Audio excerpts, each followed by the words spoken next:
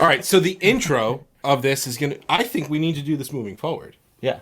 What's Your Bacon in 7 questions? We do the bonus questions as the intro. We might be starting a whole new thing now. We've had a lot of shit intros lately. Like, I'm trying to, like, pull something decent from when we're recording and, like... But this might be, like, a good trend to start. See how it goes, man. All right, Jag. The trendsetter. The trendsetter. Yeah, we're starting. You, sir, are the trendsetter. You get the bonus question here. Okay. From What's Your Bacon in 7 questions. Mm-hmm.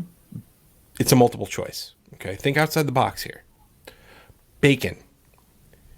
Is it a topping? Is it a side? Or is it a main course? Topping. You're really steadfast in that answer. Are you sure? Yeah. Yep. It's not that I think so. I mean, I have to base it off of how I mostly eat it. And I'm a big, we went over, I love pizza and I love cheeseburgers. And those are probably the 2 times where I get it the most. And it's a topping. That is the incorrect answer. But a good answer. It's a good answer. It's a good answer. I mean, I love bacon on top of stuff. We're just looking at possibilities here, though, and that would have to be D, all the above. It can be everything. Boop, boop, ba-doo. It's okay. It's all right. You wouldn't have won anything anyway. Yeah. You just get to spend a little bit more time with us. So. Right, yeah. Bacon! Bacon is my podcast! Bacon! Bacon! Bacon is my... Bacon! Bacon is my podcast! Bacon! Bacon is my...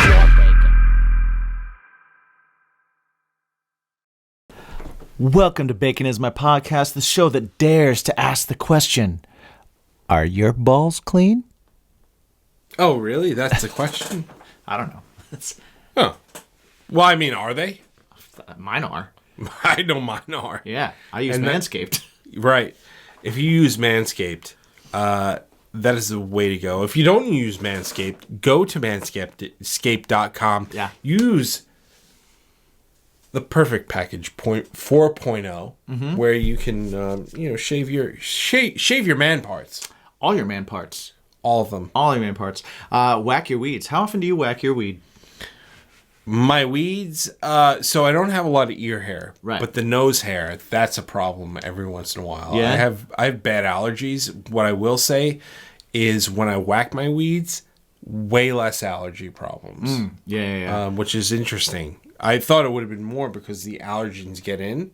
The hairs are supposed to help with the allergens, but they don't. They fucking don't. No, they just make them go like they hold there, on to everything, and they go, okay, they're here for a few days. Yeah. But if you go, what is that, pollen? Let's hold on to this. Yeah. If you go to manscaped.com, if you get the perfect package 4.0, they now offer the Weed Whacker 2.0, which I didn't think was better than the 1.0, but it fucking is. It is. It fucking is. It is. And you know what? Use the promo code BACONPOD. Get 20% off. Yeah, for your testicles, for your chesticles, and for your cheeks. Lawnmower. Yeah.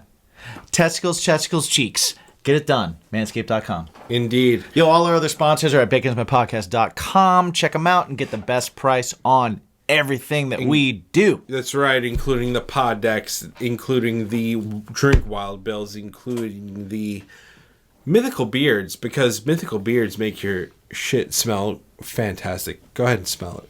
It doesn't make your shit smell fantastic. Makes your beard smell good, which yours does. Yeah, your shit still smells like shit. Right. Exactly. I mean, exactly. You can't clean a turd.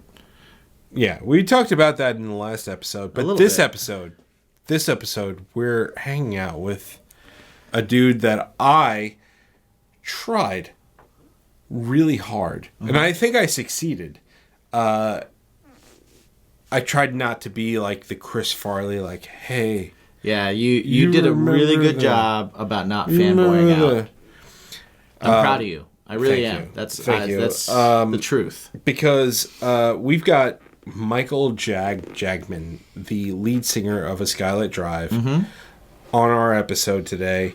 And you were a fan of A Skylit Drive. It's you know what, man? Like, It was one of the gateway drugs to get me into post-hardcore.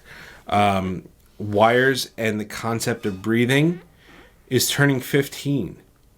Which is like, to me, it's like sad. It's like, oh kick. My goodness. That's a kick in my manscaped nutsack. Indeed. But at the same time, it was like, holy shit, like, that record really, like, we talked about it on the episode. I'm not going to go too much more into it. Like I said, I'm proud of you for not. Thank you. For not. Thank you.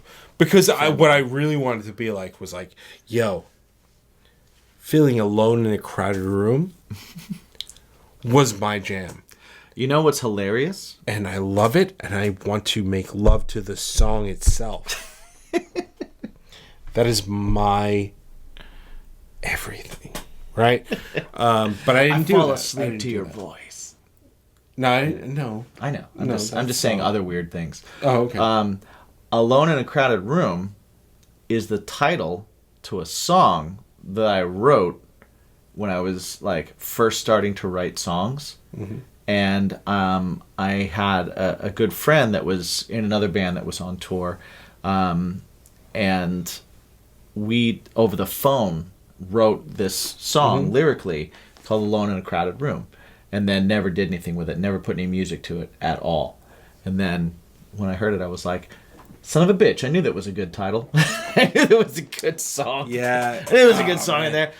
But that's not on... Their version, way better than mine. Yeah, but it's also not on Wires and the Concept of Breathing. No. So it's way later. Well, we didn't talk about it anyway, but I'm just bringing it up now. Yeah, I didn't get to talk about that. That's one of my favorite songs ever. But we got Michael Jagmin from A Skylit Drive. Do it. And you know what we talk about? The really important stuff. Yeah. Like... I mean... like now. Yeah. Let's just talk about it. Right. Interruption! I was going to do the hold up. Hey. But that was better. Nice. There's no time like today to take care of your hygiene. Indeed. And one of those things that can help you, if you're a man or a woman even, Manscaped. Manscaped can help you with their lawnmower 4.0. Yeah. Their lawnmower 4.0 has skin-safe technology. It's a ceramic blade. It's waterproof. It's got a nice little LED light, so this way you can see underneath all those crevices. Shave your privates in the shower in the dark. Don't actually do that. Don't do that. But you could. Yeah, you could with Manscaped. Because you have a light. Indeed. And for guys, listen, the perfect package 4.0 is like where it's at for you guys. Because it comes with not only the lawnmower, not only the weed whacker for your ear and nose holes. Well, we got one. So bring it up real quick. What you also get, so yes, for one, you get the lawnmower 4.0, which is ceramic blades. It's not going to cut you. It's got a guard so you can, make sure that you got a trim in some spots. You got to the skin in other spots. You make sure that beanbag's shiny. We also have some... Package that beanbag in... underwear. The underwear. Yeah. It's got the little ball pouch. It does have the ball pouch. And it's fantastic. Yeah. It's great. Separate. It's technology. This right here... I like is this. for when you are shaving your balls. Yeah. It's little placemats, so this way... It's like a newspaper. Yeah. But then you just... You shave them, you crumple it up, you throw it away. No mess, no fuss. Yeah. Right? It's also got some. It's got some fun, funny articles in it. It does. It does when you read. I recommend you definitely read it, but not while you're shaving your nuts. No. There's the ball deodorant. Yes, I use it every day. Crop preserver. And the crop reviver. I don't use it every day, but I have used it plenty of times. It is pretty fantastic. You need that midday spritz. Yep. Just go for it. Freshens you up right away. Who doesn't love a little spritz on the beanbag? Exactly. And where do I keep it all? Well, right here. The shed, baby. You know what? The shed is a pouch for the things to clean your pouch. Exactly. Right? Right? I use it personally for my toiletries when I travel. You do. I've seen it. I've got multiple. I've got a few of them. Uh-huh. So yeah, go ahead, manscaped.com. Use the promo code BACONPOD. You get 20% off this entire order plus free shipping. Not only can you get the Perfect Package 4.0, but you can sign up for their program where they will send you new stuff automatically. New blades. Every month, every 2 months, every 3 months. You decide what you need. If you need new blades every 3 months, they'll send you new blades every 3 months. If you want to check out maybe the crop mops. I can't talk about the crop mops enough. They're my favorite thing. Yes. Get those every month. When you anyway. come Just and you get hang them. out with us and we see you and stuff like that, we always have crop mops on our person. So Yeah. It's make like sure a you business ask us. card, but for Manscaped and not us. Yes. So go ahead, Yeah. manscaped.com, promo code BACONPOD, 20% off, free shipping. Call it a day. Thank you very much. Yeah. Welcome, everybody. Welcome. See, you sound all somber now because you're sad. Oh, yeah. Maybe that's not a good way to start. Yeah, maybe that's not a good way to start because now you sound like ho hum. But I can edit. I can Don't edit. be so ho hum. I can edit. Ready? Right? We're here with Jag from A Skylit Drive. Yes! Dude, I'm excited. I know you are. You love this record too. I do love this record. When I discovered you guys, well, first of all, hey, what's up, dude? What's up? We're gonna pretend this is a new day. Right. Yeah. A new day. Of course. We're moving past the whole my failure of what bacon is. It's not a failure. No, it's not a failure. You just didn't get it right. Yeah. You That's didn't right. fail. And it also doesn't make you a bad person. Not at all. We're fine with it. So like, dude, yeah. So I was super excited about this. I found out about you guys way back when I was using like Pandora. Pandora was like the first thing Yeah, I was a heavy. that was Pandora like, user. hey, you can just have music play. You could pick a band and you just like have music play. And I was like, what? Yeah, you'll hear all these other bands that And- we've curated for you. And I remember Wires in the Concept of Breathing coming on to, I believe it was a Deftones station. I could be wrong. That was like my heavy listening like direction. And I That's remember a good compliment right there. We were on a Deftones channel. right? Yeah, right. Right? That's pretty solid. I'll take it. Yeah, and I just remember hearing it and going, "Oh, well, I need to listen to these guys." Mm-hmm. And it was awesome, except it took me 5 hours to hear that record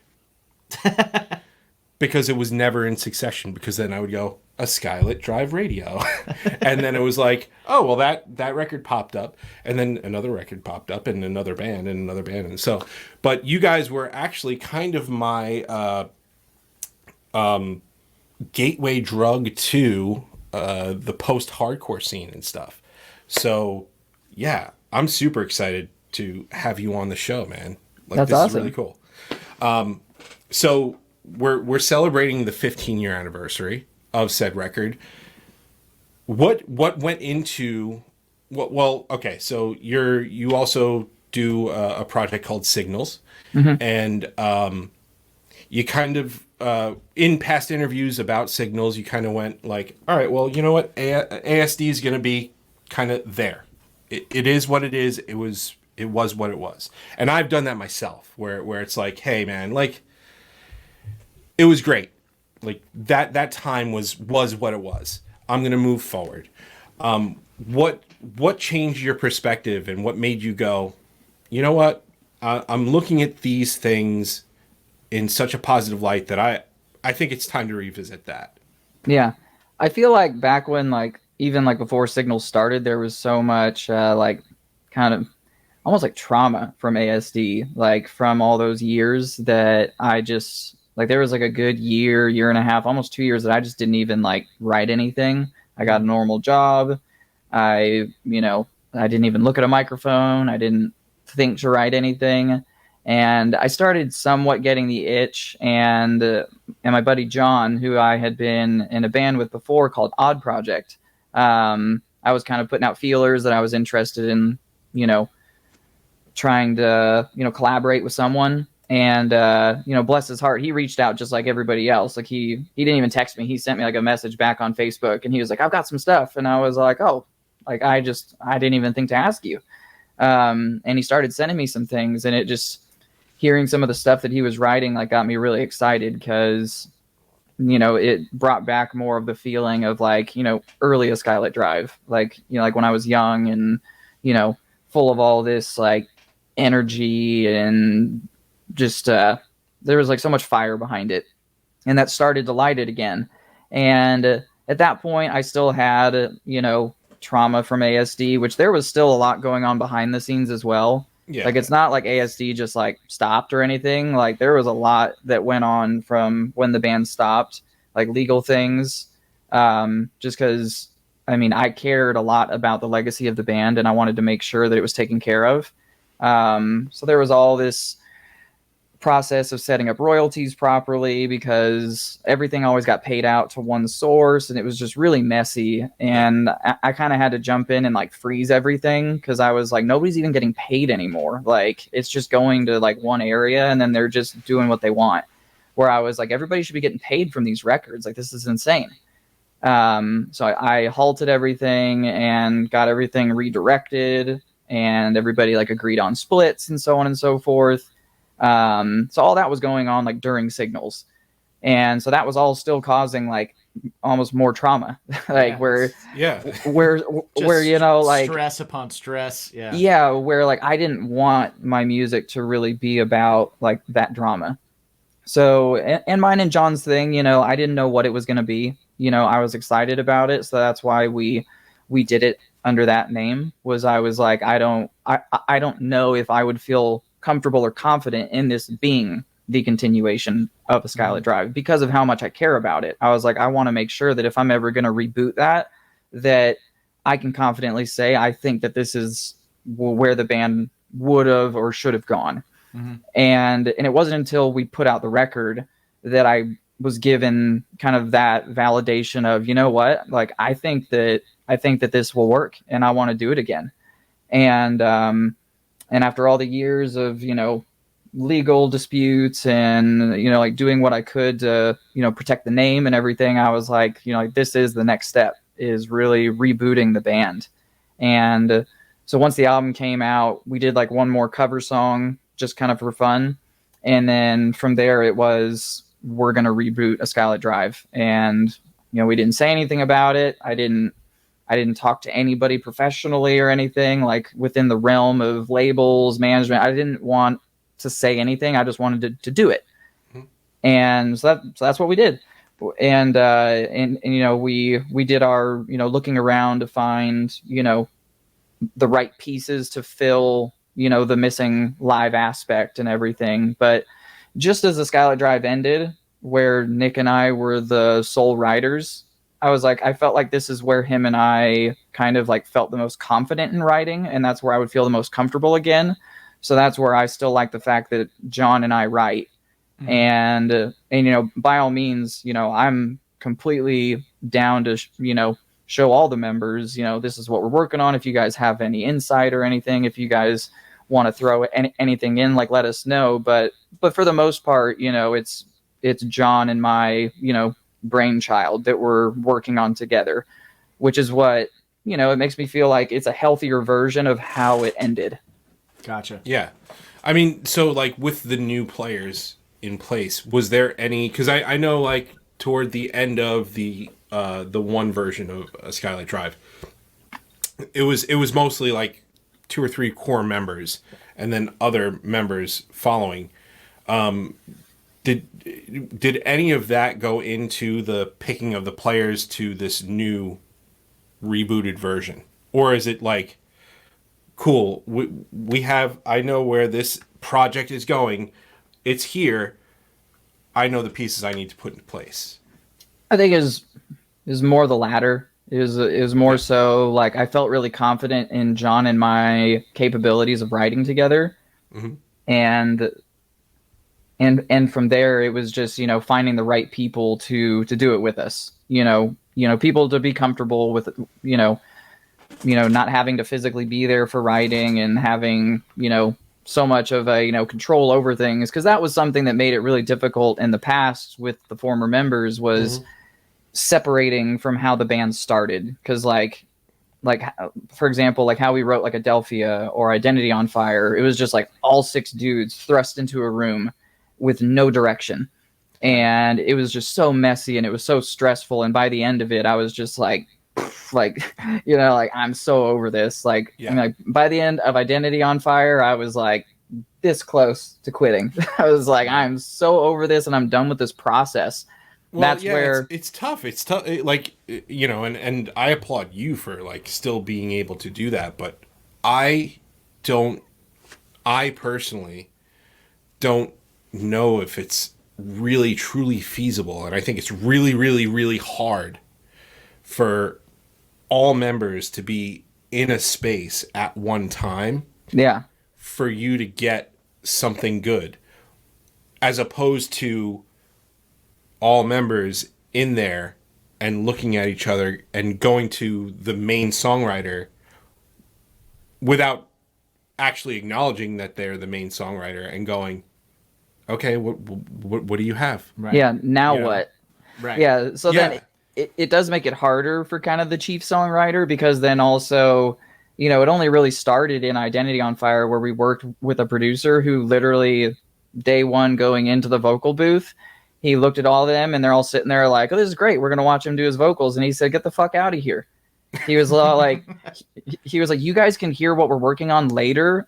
Right. And I was like, I'm happy to rework things if you guys don't like stuff, but at least let me get the bones down. Right. And then we'll go from there. Cause like, it was one of those things where like the vocal booth had a window and I could see into the window. So you can see like, like the reaction of your take in real time of like, of almost like, I can tell that like somebody's not happy about this. And I've spoken about how traumatic that is at points. Like I had a producer literally like, that is what I saw, like throwing his hands up, and I'm just like, what did I do? Oh, fuck. Yeah. So then you magnify that to like 5 other people, right, as you're kind of skimming over it. And it's like, and I mean, just like you guys know, being musicians, it's like when you're in there doing it, it's vulnerable. Like in that moment, like, like even that was the first producer who was all like, I don't care if your lyrics are on your phone, write them down. I don't want you even taking your phone in that room, because anything can ruin your mood, and all of a sudden you get tight, and it changes everything. Yeah. And like that was the first time that I was really kind of shown that, but it was also just really tumultuous at that time, and there was a lot of kickback on that. But it was really after that record that we kind of changed the writing style, and it really became like, like Nick and I worked really closely on writing. So the last 2 albums were really Nick and I, like, sending things back and forth and finalizing things, and then kind of bringing it to the table. And of course, if somebody's like, well, like I hear something like this, then at that point we can pick apart, but like before, it's like 6 people trying to make a pizza together. Like one person's doing the dough this way, the other guy's doing it this way, and then the other guy's going like this, and it just doesn't really work. Where it's like, like let's lay the groundwork first, because everybody's roles I think is pretty clear. It's just it's emasculating if you're not in the position of being the chief writer, and I don't think anybody wants to admit that they're not that. But everybody, like, I think understood their roles. I just don't think that they really liked it at the end of the day. Yeah, I think it becomes a thing of this perceived recognition or importance that they're putting on it, where they feel like they're like to look across the room and go like, oh, I'm not part of the main songwriter for this. They feel like they feel like somebody's trying to tell them that they're not as important. Yeah. So they got to like duke up, Yeah. And that was really like a lot of the demise was those types of arguments. I mean, this is even back during Adelphia. I heard one of them call our band A Skylit Jag. Right. And I was like, I mean, no, I would never. And this was while we were going through like video edits for a music video. It was like the first cut. And I was like, do you see me editing a music video? Like, do you see me talking to him or sitting there saying, do that shot, that shot, that shot? And I was like, no, he's putting in the shots he wants to do. So Let's Right. send them our notes. Everybody calm down.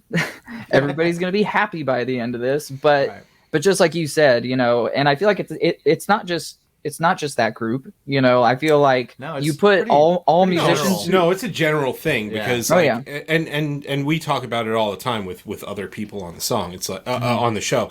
It's like the song is the god, right? Yeah, we are serving the song, and You that is serve it. the song. Just because you want to get your shit in doesn't mean it's good for the song, Right, and it doesn't you. mean that I'm right. right. You know, like, just because I give you some groundwork to play with doesn't mean that I don't value your opinion. Yeah, But if what you're bringing to the table isn't needed, just because you want to meedly, or not do quadruplets on your double bass or your bass or whatever, like, doesn't mean I don't value you. Yeah. And it doesn't mean that they're not equally as valuable in some way, because Right. there's so many facets to being in a band. It's so much more than, of course, it all starts with making the music. You got to have music if you're going to be in a band. But, certain members, did more, like when we were on the road. One might have done more with like video, like media type stuff. And you find a way to show how you care, because everybody has the opportunity, especially when you have that many members. Everybody, if they care that much, then find something that you're passionate about that you can bring to it that makes you happy, because just sitting there saying that you're not involved, it's not really doing anything for anybody.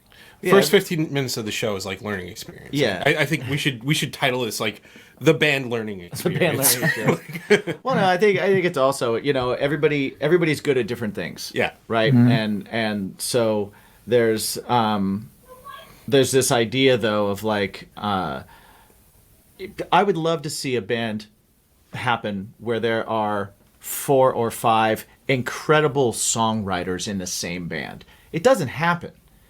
Usually, the Beatles Yeah, right. and And you saw what happened. and yeah, right. Exactly. Like it just doesn't. You need to have someone that's got that vision, and then somebody else is going to be good at more of the.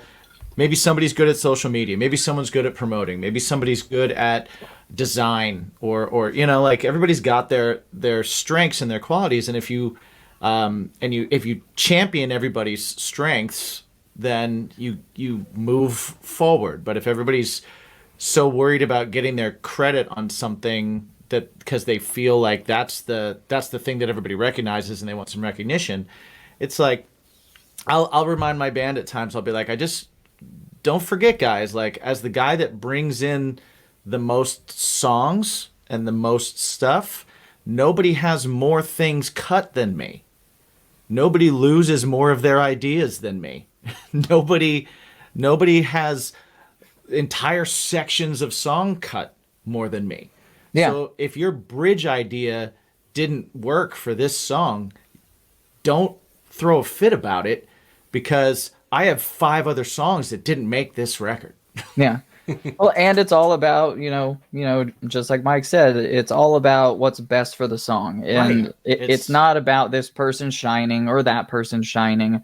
I'll be the first to say, and this is why I reached out to collaborators, is that starting a song is probably not one of my stronger suits. Mm-hmm. I'm good at hearing something as soon as I'm given like the littlest piece. Like if somebody gives me like a chord progression, then I'll go buck wild. I just hear things, but I'm not the best at starting something. And that's where John's great. Like, John will send me something, I'm like, how did you hear this? Like, this is insane. But then him and I are really good about collaborating, where Right. he'll send me something and I'm like, could you try doing something like this? Like, cut that in half and then do something like this, because I hear something vocally that would be really great for that part. And like, that was stuff that him and I went through during Signals, of these growing pains of, I was already used to that, where, he got used to it. Like, once we started writing together, of like, like, well, I really like that part. And I was like, well, even some parts got reused for other songs because I was like, I like that part Yeah. too. Oh yeah. That's And I was always a like, thing so that happens. yeah. So I was like, definitely don't trash it. Like I was like, I really like the part. I just don't think that it works for this song. Yeah. And then there are some parts that are just, it's just not quite there. Which I've had tons of those too. I've had parts that I really like that I wrote, and then even John and I would have liked it, but then we sent it in to the producer and he was like, this section doesn't make sense. Yeah. And then it's like, I hear it without it. And I say, you know what, that is better for the song. As much as I liked it. Ultimately what we're doing, we're all, like he said, the song is the God, we're all serving it, like that's, if it doesn't work for the song, it doesn't work. Quick reminder that this show is brought to you by our brand new sponsor, Mythical Beards. Check them out, mythicalbeards.com. You can get stickers, you can get hoodies, you can get all that kind of stuff, but most importantly, you can get shit for your face. Keep your beard fresh, keep it clean, keep it groomed. If it's good enough for Mick Foley, God damn it, it's good enough for us. I'm wearing the Kraken right now. I am actually wearing the Dracula. Nice. And that's why I smell like an old-time barbershop. If you go to mythicalbeards.com and use the promo code BACON15, you get 15% off your entire order. The show is also brought to you by our good friends at GrillYourAssOff.com, where you can also get 15% off of your order of all spices, grilling rubs. they're delicious freaking sauces. Yes, delicious sauces, all that kind of stuff. Every season is grilling season if you like to cook. Yes. So definitely check it out. GrillYourAssOff.com. Use the promo code BACON because it'll keep grilling season all year fucking long. 15% off with the promo code.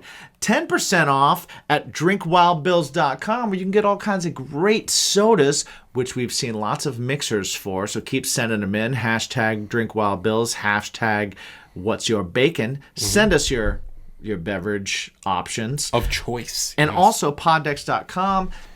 You can see them in another part of the show. Yes, indeed. But both of those, 10% off, use the promo code BACON. So Yes. check it out. Let us know what you think. Let us know what you got. Use them. Find them. If you can't remember what we just said, go to baconismypodcast.com. Everything's there. Check it out. Thanks for watching. Yeah. Well, I mean, if the first listener is telling me that it's weird, I'm like, how many listeners past that aren't going to tell me that it's weird? Yeah, exactly. Yeah. 100%. That's something that I never necessarily thought about, but totally makes sense. Yeah. 100%. Yeah. 100%. Oh, yeah. Like, I always show my wife like demos and stuff because she comes to it from a perspective of not a songwriter. She's a listener. Yeah, and so she listens to it, and some of the stuff she's like, oh, this is great. And then other times she's like, that's freaking stupid. She was all like, that didn't make any sense. And I was like, okay, well, like this is somebody who likes this type of music, and she's saying that it's not up to par. So, let's either try to rework it or maybe take some, constructive criticism, maybe let some other people listen to it and see what they think, and see if, and then, maybe if like a co-writer has to come in, because, I mean, like, there have been songs that just came out fluently, and then others, whichever producer we're working with might be like a huge help. Like even like when we did the whole like love the Way You Lie cover, like we went into that and I was like, oh my God, why did we pick this song? I was like, this is gonna be so like this is gonna be so hard to freaking figure out. Like I was like, so we're gonna do the back and forth, like we're gonna do the normal Skylit Drive thing. It's not just gonna be all singing or all screaming. Right. And it's like the screaming part was like, you're just going to literally scream what he rapped. And I was like, okay, so there's no melody to that. Right. But I was like, how are we going to bring melody to these verses? And the producer and I sat there and we were singing back to each other, back and forth, like singing in falsetto. And of course, every time we have an idea, all the guys are in there like, oh, yeah. Oh, no. Like, oh, yeah. And it was all like, I can't get a grasp. And then him and I kind of did something where I hit 2 notes and then he hit 2 right after mine that I didn't hear. And then as soon as we heard it, it literally mapped out everything. It's almost like when you go into, through Melodyne and everything all gets clicked, all gets clicked to that key. As soon as I heard my notes into his, I was like, I've got it. Like I hear the rest, just stop talking. And I was like, let me just do this first line and you'll hear what I hear. And then from there, it was like you were able to find the key that was going to kind of drive the rest of the song. Yeah, for sure. Yeah, you're always searching for that, right? You're searching for that, like that one aspect. It's like you have this part of a puzzle and this part of a puzzle, and you just need the connecting piece. Once you get it, it's like, oh, I see the rest. All right. Yeah, you're gonna go away. Everybody shut up. Yeah. Everybody leave. Well, there's another funny story. So we did Punk Goes Classic Rock, where we did the Separate Ways cover. So I'm not sure if anybody's told you guys like what the process was like when doing those compilations. No. So like when you get chosen, they send you a list. There's like approved songs. Oh, Like, okay. Well, yeah, and- you got to figure for copyright purposes. Yeah, and yeah. whatnot, yeah. And so we're looking through and everything. And of course, everybody sees Journey, Don't Stop Believin'. And that was like the first thing where it's like, is it really hokey to pick that song? Right. Or is it perfect to pick that song? And then Attack Attack picked it. If you know anything about Attack Attack, they never actually did it. So they had it locked out. Nobody could pick that song. Right. And they were going to be on the compilation. And the bulk of my band picked The Who. I don't remember the name of the song, but it's the Teenage Wasteland song. Oh yeah. Yeah, Okay. yeah. It's practically all instrumental. Right. And our management, the label, like our label was like the label who does it. And they were all like, are you guys sure you want to do that song? It doesn't really make a lot of sense. Like there's only singing in the last like minute of the song. And they're like, Right. it's a very strange pick. And I was And it's, Yeah! and it's legitimately nowhere in your range that you normally sing. Well, yeah, and it was just like I was like, if we were like, you know, like Animals as leaders or something, and like some like instrumental group, I was like, I could see that, and then have like a featured singer Right. to sing that little blip of vocals. But I was like, I don't really know, and then they let us pick Separate Ways because they were like, well, we're not sure if Attack Attack's going to do it. They're kind of like a down to the minute decision. And Separate Ways actually wasn't even on the list, but like we really pushed for it. And It's definitely a more fun song. oh yeah, 100%. yeah. Like that Way one. cooler song. Yeah, I was definitely happy with what we picked. It's funny because the song that I originally wanted to do, Icy Stars did. What What'd was they do this? for Which that? song was that? Oh my! It was by the Outfield. Oh, I don't want to lose your love. That Yep. one? Yeah. Yeah. So that's the one that I originally wanted, but when we first got the list, that was crossed off also because they had chosen it already. That's awesome. By the way, Separate Ways is also a new single out by my band Yes. right now. Check it out, It's not a everybody. Journey cover. It's not. It's not. No? Something Heavy Separate Ways. Out now. Check it out. Yeah. I can say it because it's weird if you say it. Oh, yeah. No, There it we go. isn't. There we go. Promote your shit, buddy. I never get to do that in the middle of a show, and felt weird. It did it. It felt weird. Didn't it? Yeah. I don't like doing that. That's all right. I got it. I won't- Everybody The moment was there. Thank you. Although it's a better song than the Outfield song, also for real. Because if you think about it, that Outfield song, everybody's super excited when they hear it, but they're excited for about 30 seconds because they hear That's- like Josie's on a vacation, and they're like, yeah, I'm into it. And That's then, the like, issue. The chorus happens, and then that second verse happens, and everybody's like, I'm good. I'm Yeah. out. Well, I feel like that's the tough part about like being in a band and choosing covers, right? Like I'm sure you deal with it all the time, or you've dealt with it all the time. Like I deal with it in my band chat, and I have one other person in my band that's official, Right. and it's like, we need to cover this song. It's like, do we? Do we really?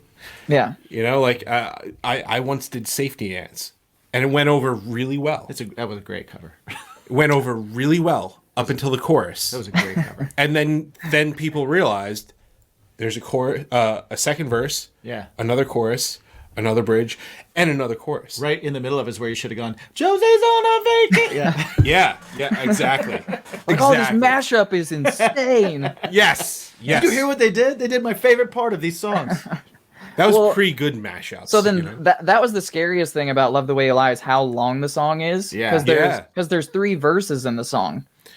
And so then we turned the third verse into a bridge. Yeah. Because in the actual song, it's literally just, you know, There's no bridge. Eminem raps chorus, Eminem raps chorus, Eminem raps chorus. That's the map of the song. And I was like, we Right. can't just do another bridge, like another verse. Like the song's already like I think it's over 4 minutes long.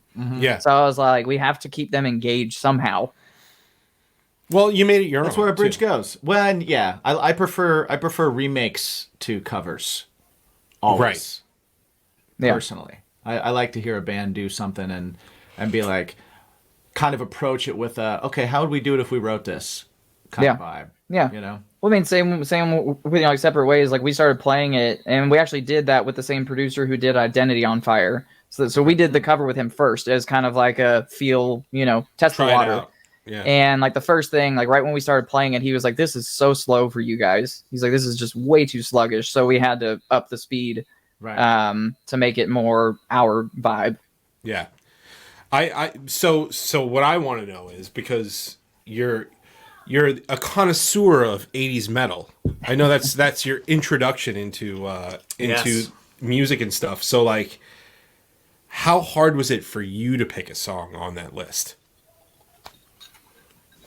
Honestly, for me, like a lot of them came across as like hokey choices. You mean the classic rock list, right? Yeah. I mean, I'm pretty sure if I look back, like through my Hotmail that I used, I'm sure that I could find it. Like the like original list. But of course, you've got Aerosmith on there, Def Leppard, like so many just like easy to choose songs where it's like these songs are like huge. So why wouldn't you do this? But then our thought process was, well, yeah, everybody likes Journey, everybody likes Don't Stop Believin'. It's like everybody knows Separate Ways, but nobody really knows the name of the song. So, right. Yeah, and even if they know that, they don't know that it's Separate Ways, Worlds Apart. So it's like there's but all then these. you also and then you make it your own, and then they're kind of like, oh, this is an original, and it's like, wait, no, this is not an original. Yeah. So then that's what was fun about picking that one is I think that it was not expected, is because it wasn't one of the. Well, I mean, it is one of their biggest songs, but it's not one of the first that I think people would imagine somebody would pick. Right. But then, it's one of the coolest songs. But it's But again, it's not Don't Stop Believin'. It's not Faithfully. Yeah. Or Open Arms. All their big stuff. But it had an opportunity to be darker, to be heavier, whereas a lot of the other ones, just they didn't give that opportunity. Yeah. So what's your like if you had to pick, since your 80s fandom is there, who would you call the most underrated 80s band that you think people should check out that they don't give enough love to? Cinderella. Good blues-based band, man. Yeah, I mean, I loved Cinderella. Like those guys, there's this live video that pops up all the time on YouTube. I forgot where they're playing. I think it might be somewhere in South America, something like that. But just like that dude's voice is so unique. And I mean, like he tore his voice apart. He went through like vocal surgeries and everything, just the way he sang. But just like the intensity behind it, yet the control he had behind it, and the fact that he was also such a great guitar player. His guitar playing doesn't get. I will say that, like, his guitar playing doesn't get the flowers. Doesn't give enough love. Doesn't give enough love, man. Because there's some cool guitar work on some of their songs. Yeah, 100%. I mean, like they've got their hits. Don't know what you got till it's gone, and all those and everything. And they have a lot of the bluesy stuff, like you were saying. But they're one of those bands I wish I could have seen like in their heyday. Because of course. Tom, he's still out there performing. He has like another group behind him. He doesn't go by Cinderella. But even like, I love Quiet Riot. And Come Feel the Noise is on the Signals Spotify right now. Yeah. So that was one that I felt like it would be very unpredictable for a band to even try to cover. Like that guy's range is insane. And back in the day of you can either do it or you can't, like it was just really, really an impressive band. Like they were one of the first. I remember I was like, maybe like 10 or something, all those, Monster Jams, Volume 5. Yes. And now they're highlighted things scrolling down and you're like, whoa, this kicks ass. You'd hear I want it. You'd hear 10 seconds of every song. Yeah. But that's what brought me, I mean, like Kiss is what got me into music in general. But like that's what turned me on to Kiss, Quiet Riot. Like those were probably the first two rock bands that I really got into was actually probably Quiet Riot then Kiss. But Kiss was what really like projected it for me. Like all the theatrics I really liked, and I went and I saw them on their whole like a reunion tour back in 1996. So that was like the first show I ever went to. Like I made my own shirt, and it was the worst idea ever. I took a white shirt, and do you remember? I'm sure they still make them, but those black permanent markers that are silver and they just reek. Yes. Yes. So Yeah. You know, like push in. I have on like to get a him to gold. start. I have a gold one over here, but I remember the old ones. The way that you had to push start. Yeah. Oh yeah. You pop those things off, and it's like everybody's high instantly. Yeah. And like I made the whole shirt out of it, and I'm like wearing this thing, like walking around. Like even like the car ride there, I was getting kind of like dizzy. I was like, I need some fresh air. Like this is crazy. And I did all the makeup and everything, but seeing that show was what really like triggered. I was like, that's what I want to do. Like that's what I'm gonna do. Nice. Is what they're doing. How are you feeling with all this Ace Frehley stuff going on? So what's the stuff that's currently going on? Well, he was very upset that one, he wasn't being invited to play on the last two shows. The actual last two shows. But Paul Stanley was asked, I guess, on Howard Stern or something. Yes, it was Howard Stern. Whether they were going to invite Ace and Peter up there, and he was like, "Oh hell no!" Right. Basically, and Frehley was like, "That's disrespectful. I'm gonna drop some real shit." You know what he said something a little bit more derogatory than that, but he kind of like said something about like their chops not being up and just a bunch of stuff, and then Frehley was like, "Well, I'm gonna drop some real shit on you." Right. He hasn't, but Yeah, I don't know. Like all the drama between all that has like almost. I mean, I guess I just stopped paying attention to it just because a lot of it seemed just so counterproductive to. I mean, it's like you guys clearly don't want to be in the band anymore. Like, Right. So what's the point in just constantly drudging up all this drama where it's like you don't even want to be in a band with them? Like, I mean, you guys have accepted that they carried on the band. They did it back in the 80s. This has happened before. Right. And you guys left the band. Like, I mean, like this was your choice. You guys left the group. So, as much as I like love 30 years. Yeah, I mean, as much as I love the original four, I think that it's a little overreaching to get that mad about not being invited back. Like, sure, it's like in a perfect world that would be great, but then again, you bring it back to what's best for like the group and the the show that you're about to put on. Yeah. Well, I mean, and also, I mean, Paul Stanley's a great singer. Can he do everything that he used to do? I mean, we'd be lying if we said that he can. So it's like, I mean, like you don't have to get 4 really old guys up there. You already have 2 really old guys, and then 2, getting their old guys who can still like really perform like younger guys. Yeah. So, I mean, it was a far cry from when I first saw them on their a reunion tour as to when I saw them. It was like a few years back. It was on the whole like end of the road tour, and it was really nostalgic and everything. But I can't really say that it was the same level as back in '96. And I just think that like whatever's best for the show and whatever's best for the fans and like sending them off on a high note is probably what's best. And if the guys who have been running the show say that you don't have the chops, it's kind of his call to say. He's the one who's been carrying the torch. You guys left before, you came back, you left again. And I mean, the whole reason why people still talk about the band is 2 guys. Yeah, you're right. Who have kept it going. So as much as I like Ace, held the flag. Yeah. As much as I like Ace, as much as I like Peter, it's like you guys made your bed, and there's no disrespect there. It's just you made your bed, so move on and do your thing. I will also say, as much as Paul Stanley may have, as we all do, get older, and he may not have the voice that he had, his lounge funk band is fantastic. Yeah. Oh yeah, I did see that. Fantastic. Yeah. Oh my god, I saw a video of it and I was like, dude, are you kidding me right now? I would love to go see this. I want to go see Paul Stanley sing funk songs. This would be amazing. Where can I find this? How can I get on? Can I get on a list? Do I have to join the Kiss Army? How does this happen?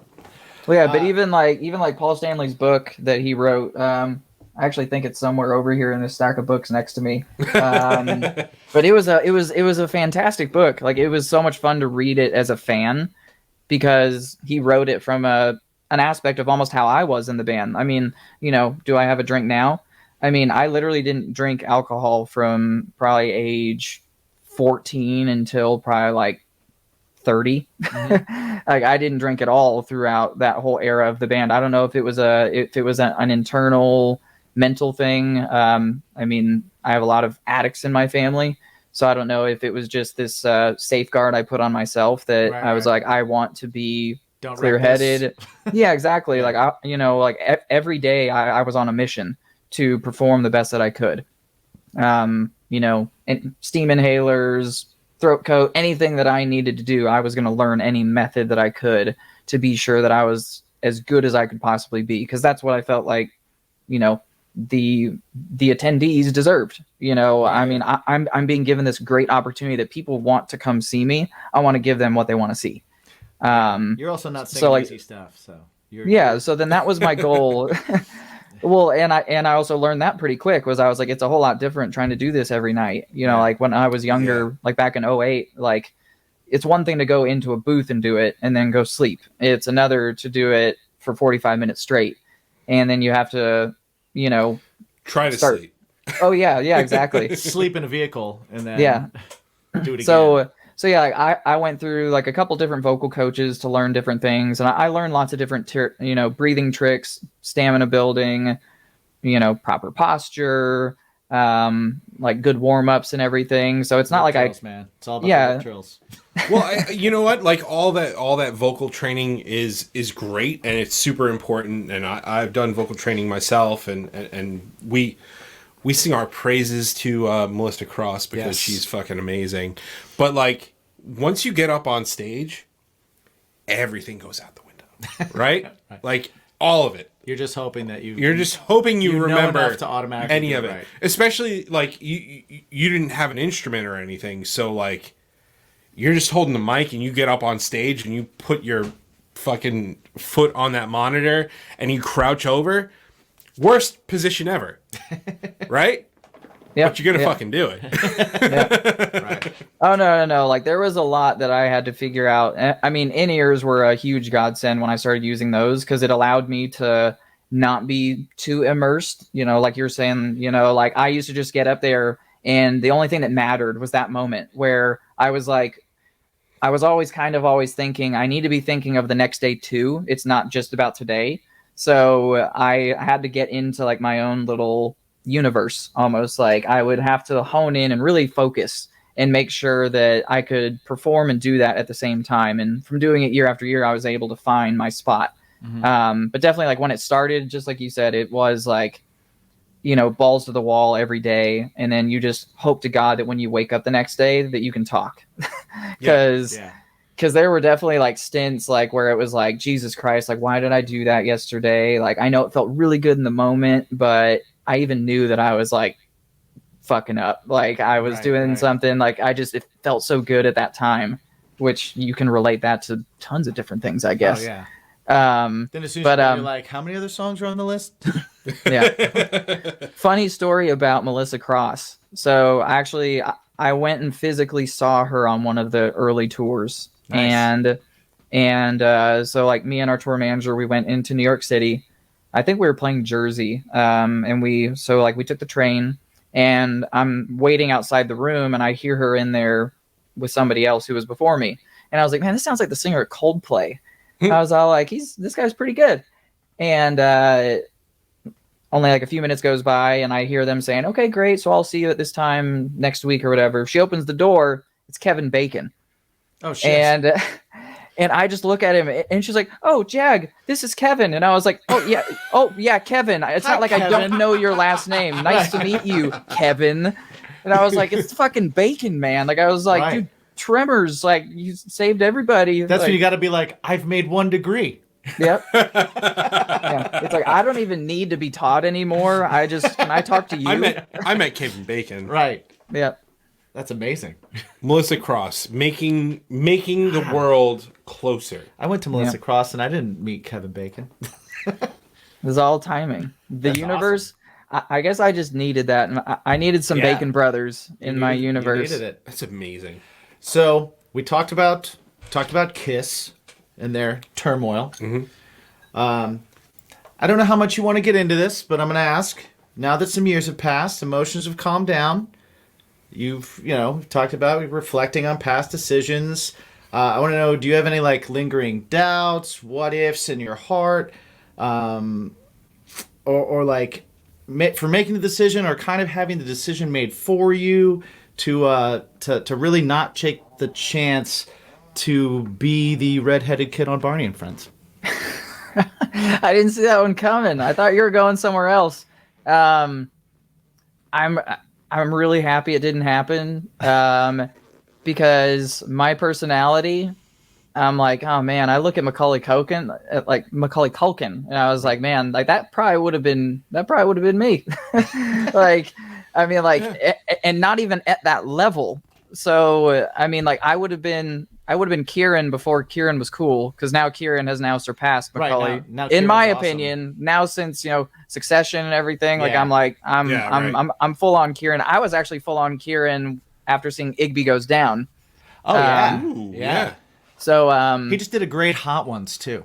He was pretty great on Hot Ones. Oh, he was on Really? Hot Ones. he just did Hot Ones. Yeah. no, like what I love about his thing is that, I mean, I'm kind of curious to see like what else he does, because he is one of those actors where like he's got his character and like he is his character, but it's so entertaining that I like to see it no matter how many times I see it. So I'm kind of curious to see where he goes from there. It's almost like, Robert Pattinson had to recreate himself. Heath Ledger was on the road to recreating himself. Yeah. So I'm really curious to see, since he's still young, I'm curious to see like where he goes because of how good he is at his character. So you're saying he needs to be in a Batman? I don't know if we need another Batman. I'm not sure. I mean, Brave and the Bold is coming up. There's an opening. Just saying. I'm just saying. yeah, I'm not sure that If he we needs look to at be the a other superhero. two, it was Batman. This is true. I did use two examples that. But no, one was Joker, so not both were Batman. Fair. So Yeah. Okay. one was a villain. So but yeah.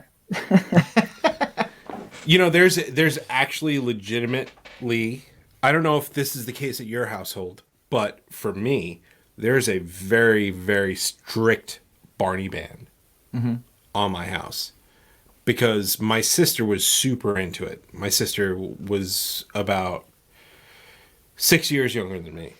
So when Barney like really took off, I was like, no, thank you. I can't do this. I can't do this. And then like with all the streaming services and stuff, it was cool because it was like, oh man, all this old stuff came out, and like I can show my kids Ninja Turtles, and like I could show them all this other stuff. And then all of a sudden Amazon puts up Barney, and my son is super into dinosaurs, and he's like, what's that? And I was like, nothing. It's nothing. I do have a question, not to cut you off, but you mentioned that when Barney took off, because I feel like a lot of these shows have generational takeoffs. Like Barney's one. I can't count how many versions of Power Rangers there are. Right. Teenage Mutant Ninja Turtles. Right. So like, do you mean like takeoff as in like early 90s takeoff, or? Yeah, no, like the original. Okay. Like the OG pre, like. Yeah. Back where I should have been. Right. Like In another life. Pre-yellow dinosaur. Right. There was like a yellow dinosaur at some point and stuff like that. Like, I think she was like, it was a girl. I don't remember her name. well, yeah, I just equality. I just watched a documentary on Barney Oh, really? because the story behind all of that gets really dark. Oh, I would love to see Dude, that. that's Where is it? Definitely, I think it's on Amazon. I think Oh, it's really? It's either on Amazon or Netflix. One of Okay. those two, but it's Well, it's like Death to Smoochie. Oh, Like, Death to that's what Smoochie. Death to Smoochie is like all about. I love Yeah. that movie. the rough and gritty world of Rainbow fucking Randolph. What was the? I've always been curious to try. What was the sauce that he put on his hot dogs? Spirulina. Spirulina juice. It was Yeah. like yeah. All I know is that it looked like barbecue sauce / tar. Right. Right. But it always made me really curious. Like, I was like, this might be great. I mean, It couldn't I be don't- bad. It is Edward Norton. Yeah. So how bad could it be? Just excluding the Hulk movie, but like, how bad could it be? I don't know if that makes the sauce good or bad. No, you're right, because the writers, Yeah. Edward Norton did what he could. but if it's based off the writers, then the sauce would be great. Then the sauce should be great. Okay, all right. I feel like that's a Google question. that. If you guys ever get to interview Edward Norton, I want to know what the sauce actually was that he actually ate. I would love to interview Edward Norton. Yeah, If so, I will ask him that. we're not there yet, but maybe one get there. day We'll we get will. there. We will. Maybe we'll share some whiskeys with him. That'd be great Indeed. for sure. I can't wait to ask him if he thinks cereal's a soup. You mentioned that you are a Boston fan. Mm-hmm. You love to go to Boston, but like, do you consider Gillette Stadium really Boston? So there's, of course, lots of talk of, I mean, and I think that this is why it's better called the New England Patriots, is because they aren't actually in Boston. They're in Foxborough. I mean, just to, I don't mean to interject, but like, we're in New York. We have the Jets and the Giants, who both play in New Jersey, Jersey. Yes, Yeah. exactly. So technically, you have the New Jersey Jets. Right. and Giants. Yep. Yeah. Yeah.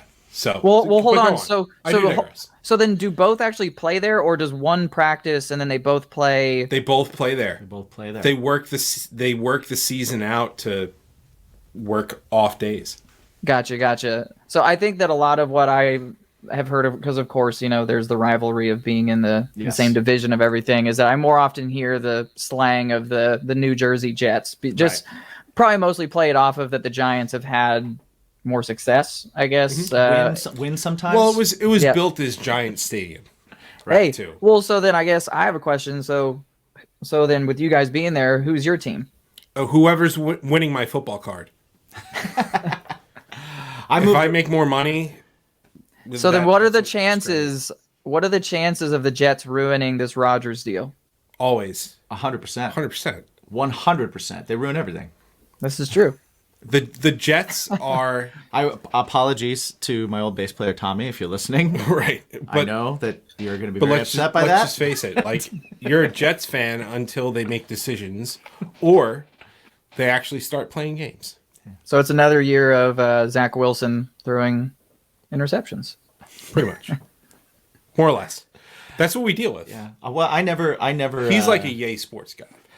No, you know what? I like watching games, but I never got into teams because I was a bartender and I was always working. So I watch games out of my periph, because I Yeah. either bartending or playing shows or something like that. And at that point, you're like, it's like, okay, season ticket. Yeah. Here are all the games. I was also born in Cleveland and live in New York. So I got nothing. Yeah. So So I was actually in a similar situation because I was born in Dallas. Right. And so I remember growing up, hearing my That's aunt- America's team. Well, and especially me growing up, it was Aikman, Emmitt Smith, Michael Irvin, Deion Sanders. So it was Deion like Sanders, like the dream team. And then I moved to Wyoming when I was 11, where there's no team. Everybody by default picked the Broncos, but I wasn't a big fan of orange or horses.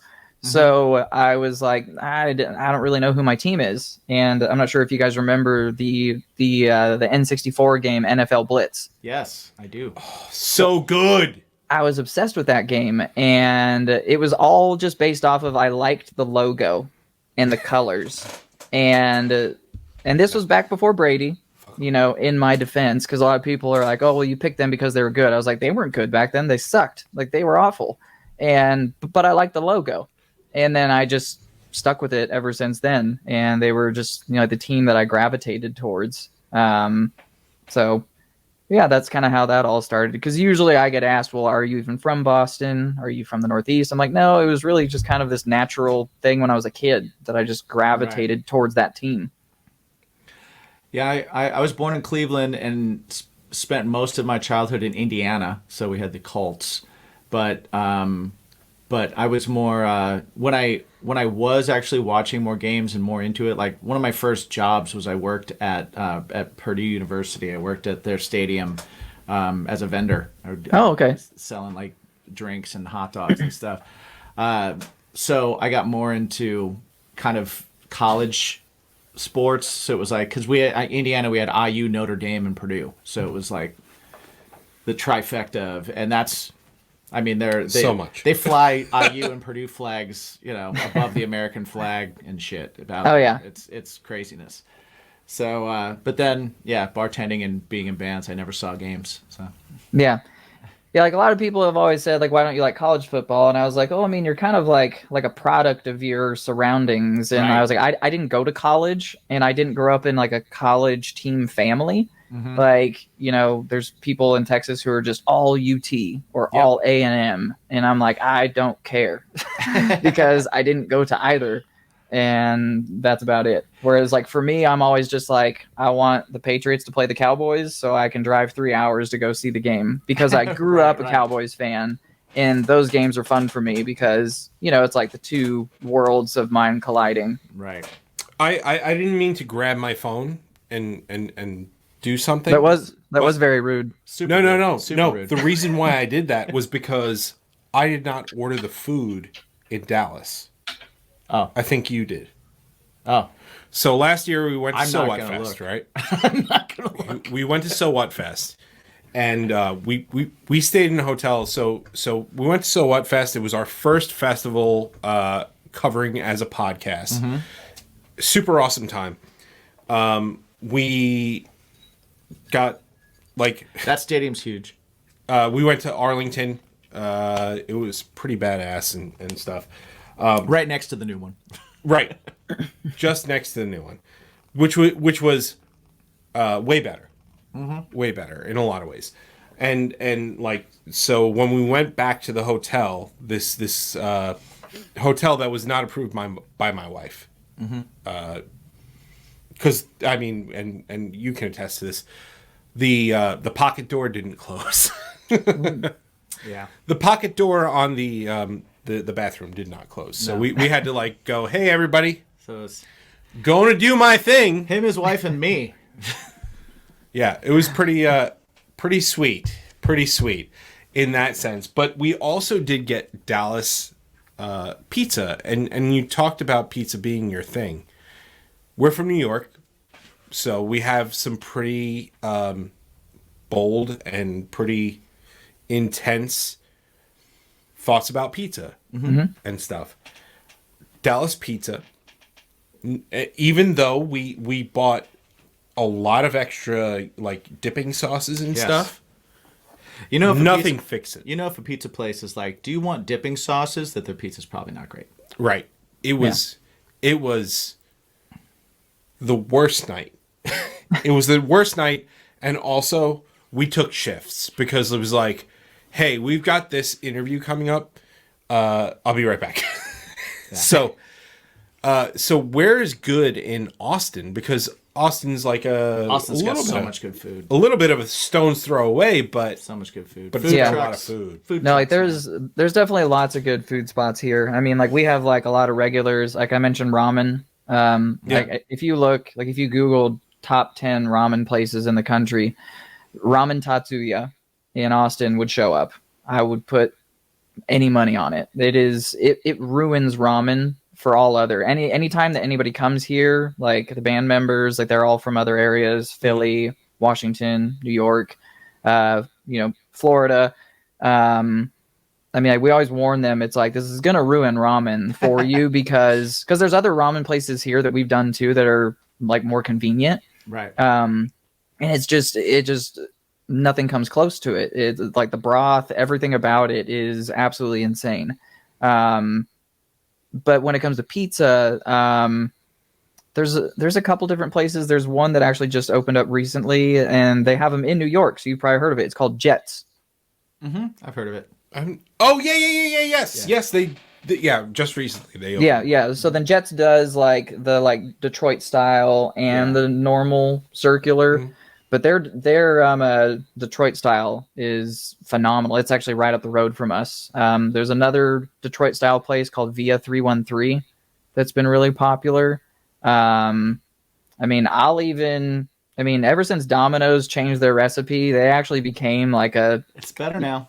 it really is, where it's like, it's just tried and true. It's 11:30 at night. Yep. You know, they're still delivering. Had Domino's in a long time. Like when I was doing like band practices in garages kind of thing. Right. Whereas it was like, all right, we got nothing else. Like, let's call Domino's because our buddy works there, so maybe we can get it within like 20 to 30 minutes. Yeah. Right. Kind of thing.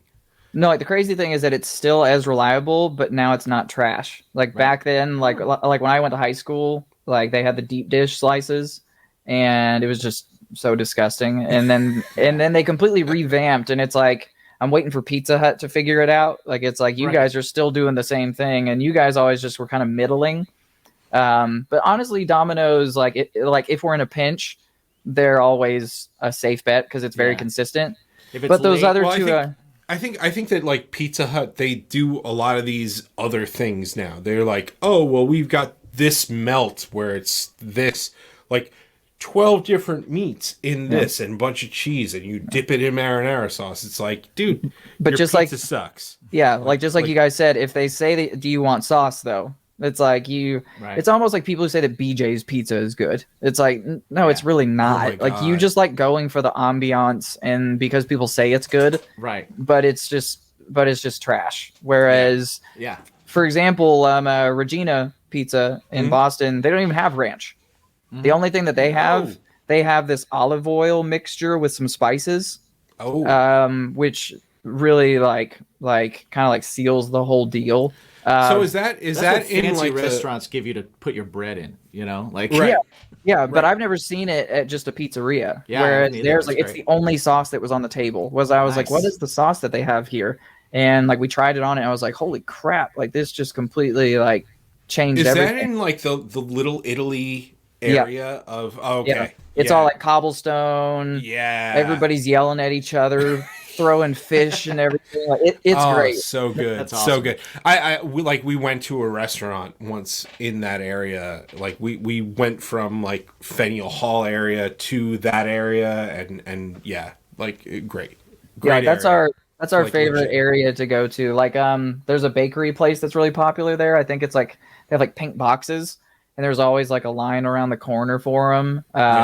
And like they do all kinds of different pastries in there. We've only done it once because the first time we went, it was like, well, which line do we want to pick? Do we want to pick the pastry or the pizza place? And I was like, pizza place. Like we we have to do, because that's why we came down here. right. But yeah, like Boston's just, it's a whole different feel. Like even just walking around, you know, like you don't feel like you're in any kind of threat by any means, and it doesn't feel dirty to me. Like I almost feel like I'm on like a set of something. Oh, wow. I like the Boston area, like I said, the Faneuil Hall area and stuff like that. Like even Faneuil Hall, dude, hotbed of food. Have you been there? Mm-mm. Oh, But dude, it's been something just that walk I've through. it's been on the list. Dude, if you ever get a chance, just walk through. The food is awesome. Like it's super crowded and stuff, but there's a reason why it's super crowded. It's like Reading Market in Pennsylvania, in Philly, but better and cleaner, and you have actual places to sit. So totally recommended. Nice. As a Boston fan. I will jot that down. Yeah, man. So we've taken up a lot of your time. Yes. You have grilled steak waiting for you. I do, and kids who probably need to go to bed pretty soon here. Yeah. Well, see, my kids are probably in bed right now because we're an hour behind you. No, you're an hour ahead of me. Had a head. Hour ahead. Sorry. Yes, you're right. So my kids are in bed, which means I get another glass of this. But also, dude, thank you so much for hanging out and talking so much shit with us. The door is always open for you. Please let everybody know where they can find everything A Skylit Drive, everything Michael Jagmin. Again, like the Facebook page is kind of like the hub. It's the / A Skylit Drive. We've got the official web page with merch, show tickets, VIP stuff. So anytime that anything like that's available, it'll get posted there. That's just askylit.driveofficial.com. Instagram is the same, just / A Skylit Drive. Lots of good things coming this year with the 15-year Wires anniversary tour, at least 3 to 4 phases. And I've seen people who are like, why aren't there any shows for the East Coast? That's coming. Let's go. Let's go. Yes. The Midwest, the Northwest, like we have eyes and plans on all of it. It's just a matter of rolling them out as we get them locked in. But that's the 100% plan.